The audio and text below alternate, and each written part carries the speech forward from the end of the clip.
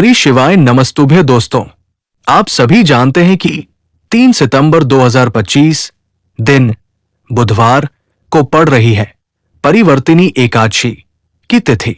दोस्तों, हम आपको बताना चाहेंगे ये जो तिथि है परिवर्तिनी एकादशी में पढ़ने वाली सबसे बड़ी तिथि है, क्योंकि ये बुधवार को पड़ रही है तो इसका बहुत ही बड़ा और विशेष महत्व होता है। पूज्य गुरु जी ने कहा है, अगर कभी भी मौका लग जाए और परिवर्तिनी एकादशी बुधवार को पड़ जाए तो आप लोगों को एक चुटकी पिला सरसों का उपाय तो अवश्य ही करना चाहिए। इन दोनों का सहयोग बहुत ही काम आता है। दोस्तों, पूज्य गुरु जी ने अपने शिव पुराण की कथा में बताया है कि इस दिन आपको एक चुटकी पिला सरसों का उपाय आपको अवश्य ही कर लेना चाहिए, क्योंकि ऐसा दिन पूरे साल में केवल एक बार ही आता है। और दोस्तों, आप सभी लोग जानते हैं कि एकादशी तिथि का अगर सबसे बड़ा कोई उपाय है तो वो एक चुटकी पिला सरसों का एकादशी तिथि को किया जाने वाला उपाय है। तो दोस्तों, इस बुधवार को इस एक चुटकी पिला सरसों का उपाय को अवश्य करना है। बहुत सारे लोग होंगे जिन्होंने इस उपाय को ना किया हो, मतलब पूरा साल निकल गया और उन्होंने किसी भी दिन इस एक चुटकी पिला सरसों का उपाय को ना किया हो। पर दोस्तों, आपके पास एक आखिरी मौका बचा हुआ है, जो कि 3 सितंबर 2025 के दिन है। इस दिन आपको इस वाले उपाय को जरूर कर लेना है।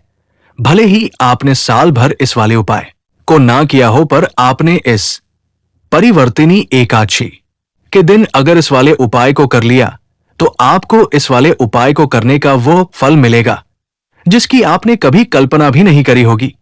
इसलिए आप लोग इस वाले उपाय को एक बार जरूर से जरूर कर लेना है, ताकि आप लोगों के हाथ से ये मौका ना जा सके और आपको इस उपाय को करने का फल मिल सके। दोस्तों, ये उपाय पंडित जी ने अपने अभी की ही शिवपुराण की कथा में बताया है, जिस उपाय को आज हम आपको अच्छे से बताने वाले हैं। इस वीडियो को देखने के बाद आपको इस उपाय को समझने के लिए किसी और वीडियो को देखने की जरूर नहीं पड़ेगी। तो दोस्तों, चलिए जानते हैं कि ये जो उपाय परिवर्तिनी एकादशी के दिन ये इतना खास होता है, इतना महत्वपूर्ण होता है। देखा गया है कि कभी कभी बड़े बड़े पूजा पाठ और अनुष्ठान से जो मनोकामना पूर्ण नहीं होती, वो इस परिवर्तिनी एकादशी के दिन एक छोटे से उपाय करने से ही पूर्ण हो जाती है। और बहुत सारे लोगों ने इस उपाय को किया भी है, उनको इस उपाय को करने का फल भी मिला है। अगर आप लोग भी इस उपाय को बुधवार एकादशी के दिन करना चाहते हैं तो आप इस उपाय को पहले अच्छे से समझ लेना और सुन लेना, उसके बाद इस उपाय को करना। इस उपाय को करने का फल आपको जरूर मिलेगा और इस उपाय को कर लेने से आपके घर में चाहे किसी भी प्रकार की दुख और समस्या क्यों ना चल रही हो, आपको उसका कारण भी नहीं पता है कि ये समस्या किस कारण से चल रही है। उसका कुछ भी कारण हो सकता है, जैसे पितृ दोष हो सकता है, किसी भी तरह का मंगल दोष भी हो सकता है। ये सारे सवालों के जवाब आपको इस वीडियो में मिल जाएगा।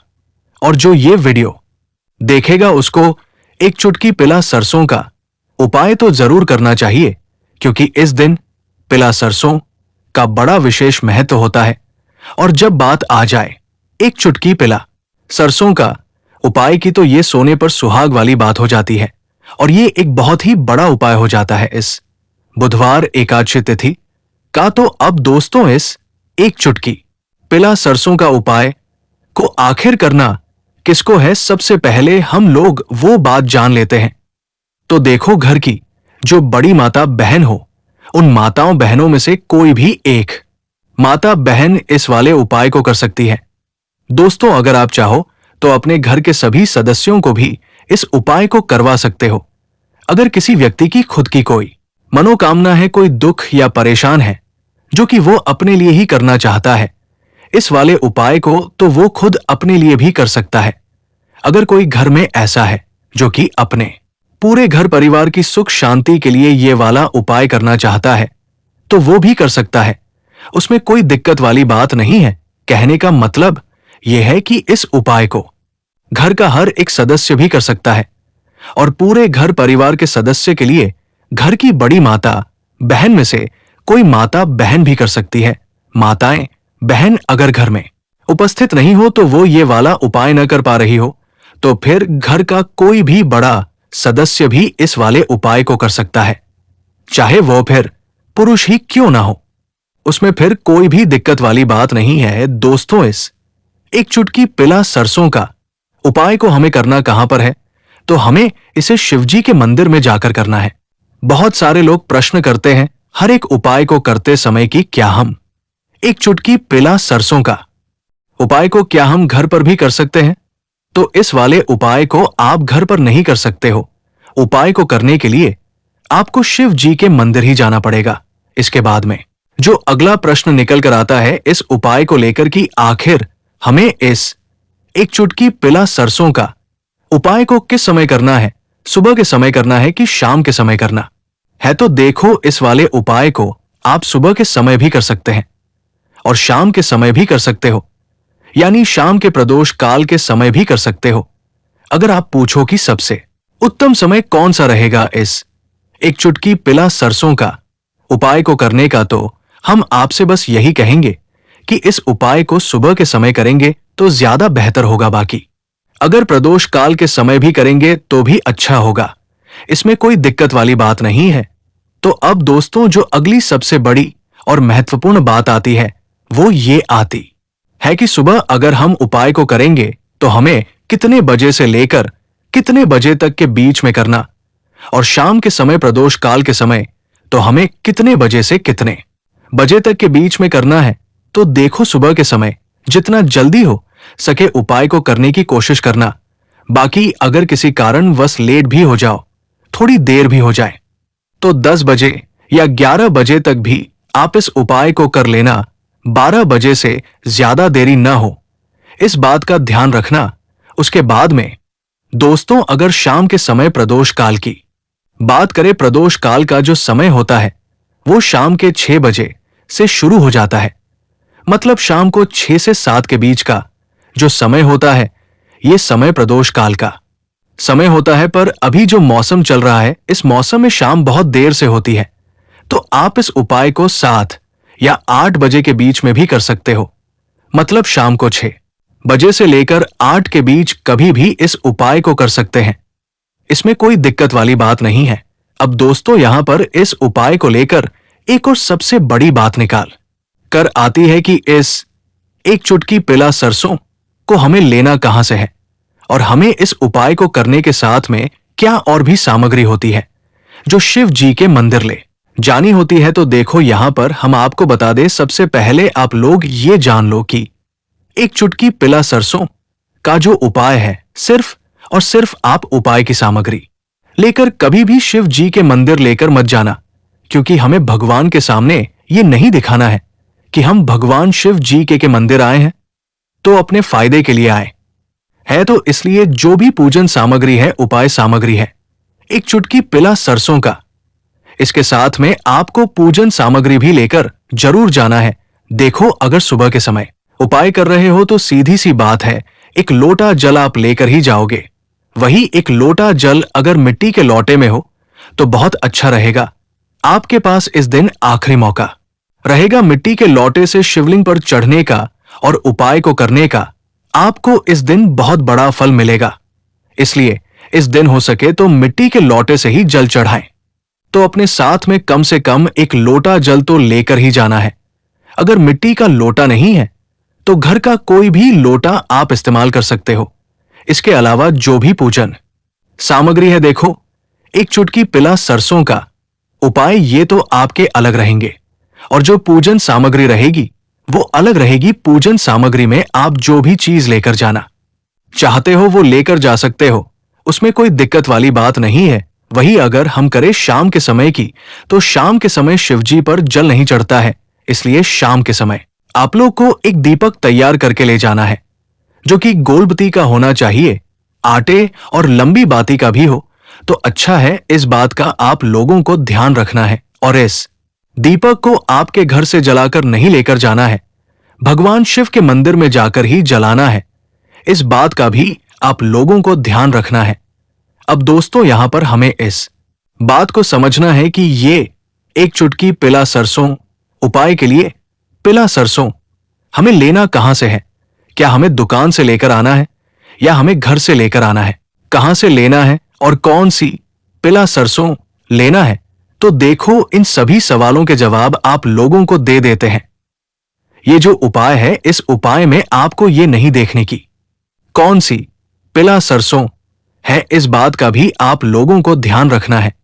अब दोस्तों, यहां पर हमें इस बात को समझना है कि ये एक चुटकी पिला सरसों उपाय के लिए पिला सरसों हमें लेना कहां से है और कौन सी पिला सरसों नहीं है। बस जो भी पिला सरसों मिल जाए वो पिला सरसों का दाना साबुत होना चाहिए, टूटा हुआ नहीं होना चाहिए। ये बात आपको ध्यान रखना है। बाकी आपकी पिला सरसों किसी भी किस्म की हो, उसमें कोई दिक्कत वाली बात नहीं है। तो सीधी सी बात है कि आपके घर के रसोई में जहां पर आप भोजन बनाते हैं, वहां पर जो पिला सरसों उपस्थित हो, वही पिला सरसों एक कटोरी भरकर ले लेना है, क्योंकि हम एक चुटकी पिला सरसों का उपाय के लिए इसी में से पिला सरसों को लेने वाले हैं। तो हमें ये पिला सरसों के दाने जिनको हमें निकाल लेने पड़ेंगे, इस बात का आप लोगों को ध्यान रखना है। दोस्तों, आपको इसी पिला सरसों की कटोरी में से एक चुटकी पिला सरसों के दाने आप लोगों को निकाल लेनी है, जो कि टूटे हुए ना हो, जिसमें कोई दाग ना हो। अच्छे साबुत पिला सरसों के दाने निकाल कर रख लेना है और इन्हें एक पीतल की छोटी कटोरी में रख लेना है, ताकि यह सुरक्षित रहे, आपका एक भी पिला सरसों का दाना इधर उधर ना हो और आपका उपाय भी पूरा अच्छे से हो जाए।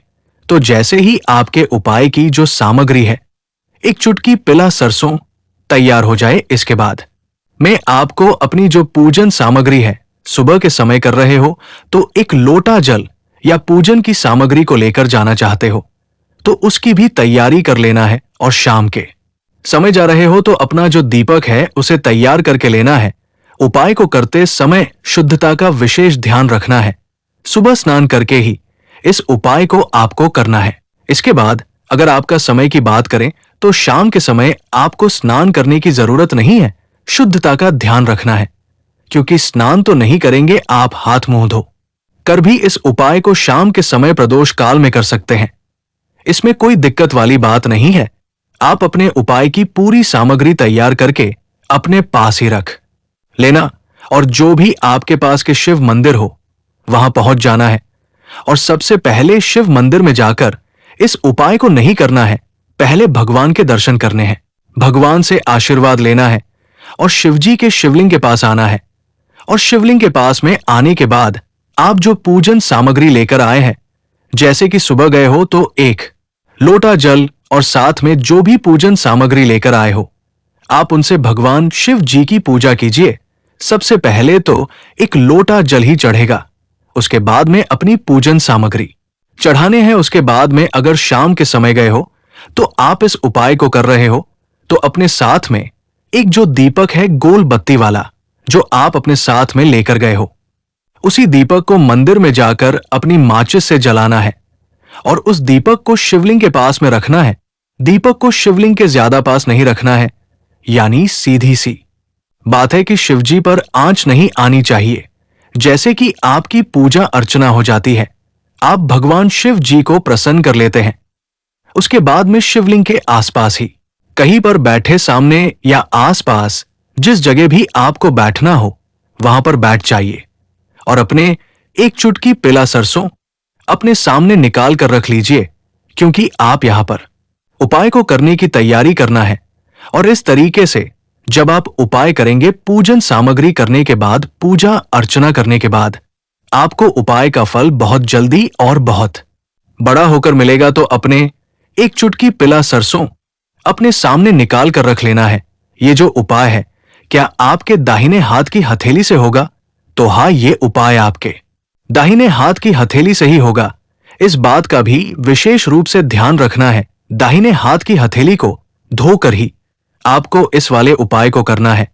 आपके सामने जो भी एक चुटकी पिला सरसों की कटोरी है उसको सामने रखें और अपने एक चुटकी पिला सरसों निकाल लो। उसके बाद में अब आपको क्या करना है कि शिवलिंग के सामने आना है और एक चुटकी पिला सरसों को एक एक करके आपको शिव जी के शिवलिंग के ऊपर चढ़ाना है और कहीं पर भी नहीं चढ़ना है, शिवलिंग के ऊपर ही चढ़ाना है और आपको अपने दाहिने हाथ की हथेली से ही शिवलिंग के ऊपर चढ़ाना है। भले ही वो अपने आप जलधारी पर गिर जाए या कहीं पर ही गिर जाए, पर आप चढ़ाओगे शिवलिंग के ऊपर ही। तो आपको क्या करना है, एक चुटकी पिला सरसों में से एक चुटकी पिला सरसों उठाना है और मंत्र श्री शिवाय नमस्तुभ्य बोलना है, शिवलिंग पर चढ़ा देना है। इसी तरह से दूसरा पिला सरसों भी इस तरह चढ़ाना है और फिर तीसरा पिला सरसों उठाना है और मंत्र श्री शिवाय नमस्तुभ्य बोलने के साथ ही